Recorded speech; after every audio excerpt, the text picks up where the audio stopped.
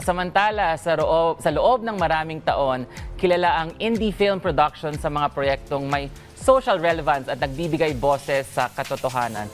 At ngayon mga ka-RSP, isang bagong era ang kanilang binubuksan, isang podcast series na tatalakay sa mental health, vowsy o violence against women and children, relationships at mga kwentong totoong buhay. Para po sa buong detalyan, panoorin po natin ito.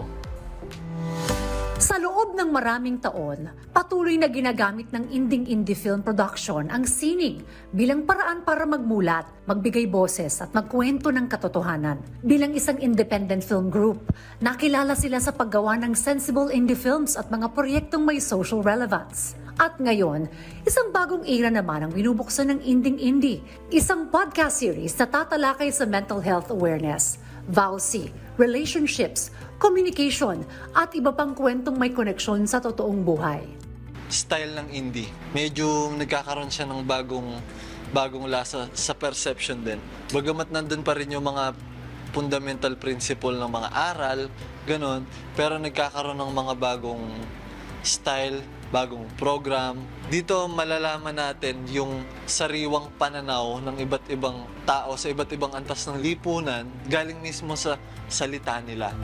Kabilang din sa kanilang mga advocacy ang patuloy na suporta para sa persons with disabilities at neurodivergent communities. Gamit ang pelikula at media bilang platform upang mas marinig at maintindihan ang iba't ibang karanasan at perspektibo. Napakaganda nitong project na dapat talaga suportahan kasi ito yung realidad Ito makita yung realidad. Walang sugar coating, walang script, walang ano. So, totoo lahat. It's time for it to be discussed publicly, to be shown, to make it relevant. I encourage everyone to please support Indie. Sa panahon ng mabilis na content at filtered conversation, layunin nito na magbigay ng espasyo para sa mas bukas, relatable at totoong usapan.